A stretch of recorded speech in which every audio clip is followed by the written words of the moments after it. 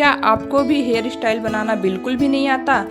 तो आज मैं आपको बताऊंगी कि क्लेचर से आप कितना सुंदर हेयर स्टाइल बना सकते हैं। हेलो दोस्तों, आप सब कैसे हैं? आई होप आप सब बहुत अच्छे होंगे। आपका स्वागत है मेरे यूट्यूब चैनल नेचुरल ब्यूटी में।